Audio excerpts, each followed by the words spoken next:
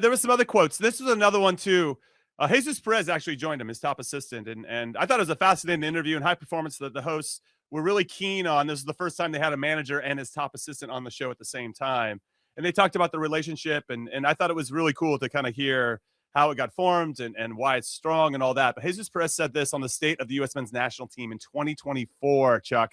He said, "We found that there was a lack of basics for whatever reason, because they were in a transition or whatever. What we did was assess things and implement our vision.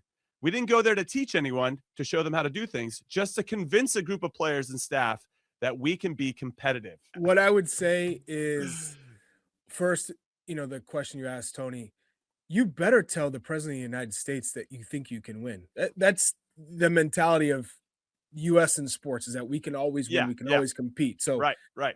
Nothing there. Now,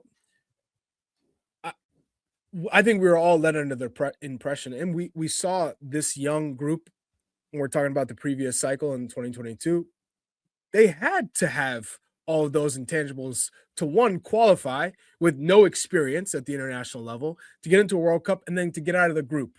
So I think it is unfair that those were the comments. Now, going into the next 4-year cycle and keeping Berhalter, which I think at the same time, after what transpired after that World Cup in Qatar with Gio Reyna and Claudio Reyna and just everything, how Ernie Stewart left, it made sense to go in another direction.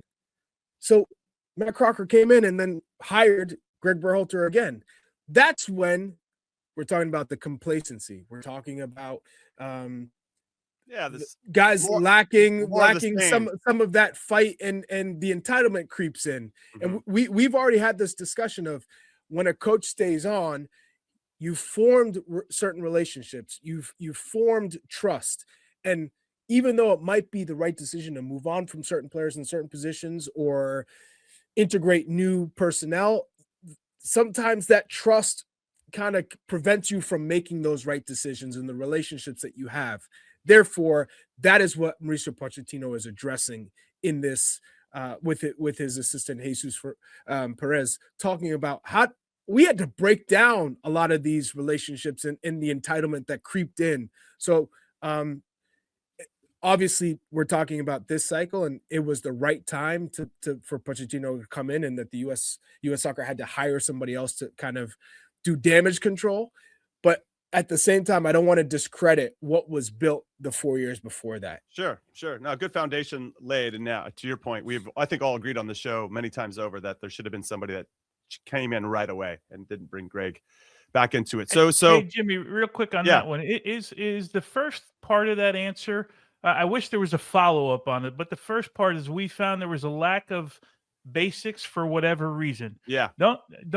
Isn't that the part that you would have followed up and said, okay, well, what do you mean by basics? Is it mean on the field, off the field?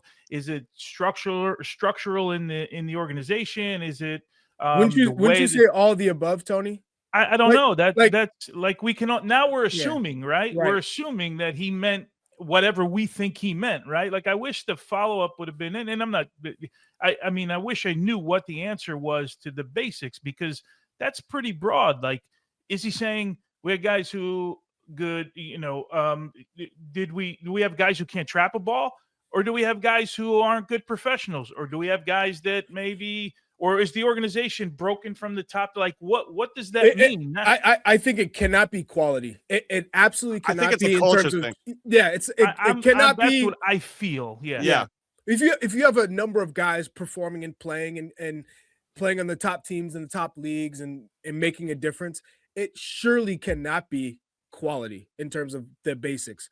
I think what we're looking at is a team in Nations League. Pochettino comes in and it thinks, oh, given the quality that I have, Panama's not going to be a real challenge. Like, and they got absolutely played off the park in certain ways, just with tactics and the competitive nature of willing to win and willing to do extra and that fight. And so that's the basics I think he's talking about. Yeah, to piggyback on that, I feel like there was a level of maybe the lack of basics in professionalism. That's That's where I think he isn't was that going. scary, Jimmy, too? It is 100% scary.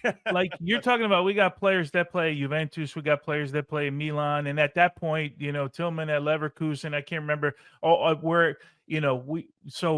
We bring all that here, and then we're not professional. Even the MLS guys, let's face it. You go like take Christian Roldan. They're professional in Seattle, right? They run a tight ship, and Brian Schmidt. Like we can go line by line. That's the part that scares me if that's the case. But I'm hoping and I'm thinking that this is what you guys are talking about. This is the mentality, right? This is the what he said in the beginning, fighting for your jersey and all that stuff. And he brought that sort of Argentinian mentality into the conversation.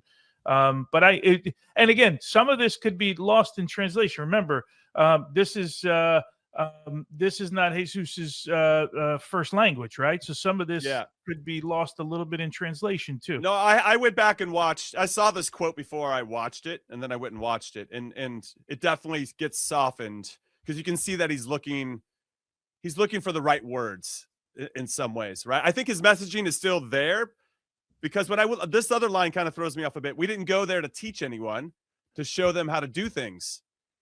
For me, it's like I think you did do that, and that's what you were trying to show. Maybe so. I guess when I read that line, we didn't go there to teach anyone, to show them how to do things. That feels like technique and tactics type stuff, right? And that's where they and it's more about the culture that they needed to kind of re-implement. And that as you mentioned, Chuck, the competitiveness, right? That the willing and desire to compete. Day in and day out. So I think here's another quote that he had, though, which I thought was interesting. I want to dive into this. Jesus Perez also said this on the challenges of the U.S. We can't do what Spain, England, and Germany do because we are different. We have a unique situation. Half of our squad playing different leagues in Europe, and the other guys playing MLS. And what you don't get on the back end of that quote is that, hey, when he was referencing England, when you look at the English national team, 95% of the guys play in the Premier League. When you look at the Spanish national team, 95% of the guys play in Spain. Same with Germany. So he just was using that as a comparison to give everybody some context. And that what they inherit this group, they get people from all over that have different ideas about how to play the game. And obviously that's the big challenge. That's why you get paid $6 million a year. Figure that out, baby. But I thought that was an interesting perspective on the challenges that they have as a group. And Chuck, I'll let you start with this. You start with it. I just did. I set it up. Fine. Listen, I do think that, of course, you could say, hey, listen, well, when you have the English national team players in the Premier League, you have, let's say Phil Foden. He plays for Manchester City, right? That's going to be different information than if you call in somebody up like Mark Gahey from Crystal Palace, who's got a whole different set of problems. Now he's at City, of course, but prior to that, that the way that he sees the game and how they're surviving within their team is different. And so you still have those challenges, I would say, overall.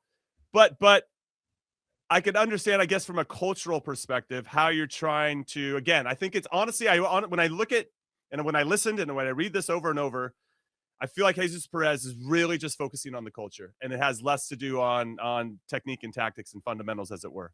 So I feel like when they inherit players, or if you go to Spain, England, and Germany, there's already an idea or an identity that's been reinforced over that culture for generations, whereas maybe we don't have that same type. So we'll go to but you say that, and Thomas Tuchel comes in and kind of fair point, basically flips everything upside down. Because Jude Bellingham was a made man before Thomas Tuchel came in. Now people are saying he might not even make the squad because they don't know how fit.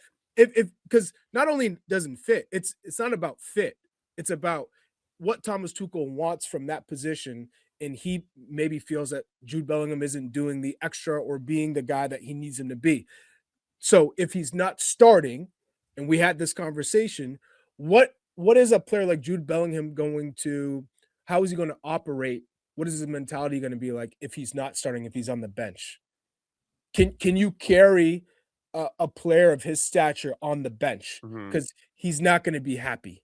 That's for damn sure. A player like Jude Bellingham, who's starting at Real Madrid, who's won a Champions League at Real Madrid, who's expected to kind of be the leader in this team, all of a sudden you're telling him, you're not good enough to start in my team. And you got to be on the bench. That he's not a squad player. This isn't like hey, I'm Jude and I'm going to cheer. So now all of a sudden you have a coach who's saying, I'm the boss. I make those decisions. It's not about the name on your back or what you've done in the past. It's how you fit. So I'm going to play a guy like Morgan Rogers over you in that role because I see him as a better fit. So you're taking that into consideration. And there's certain players, and again, that's a manager who's not from England, who's coached in England, but not from England. So we've always had this conversation of, can you win a World Cup with a coach who's not from your country? Do they have that same attachment and feel for the culture, for the vibe? But then you can make the argument of he's coming in with a different lens, and maybe certain people will be blinded by the names on the back or what they've done in the past. And he can come in objectively and say, hey, this is how it should be if we want to win a World Cup. So it's an interesting dynamic.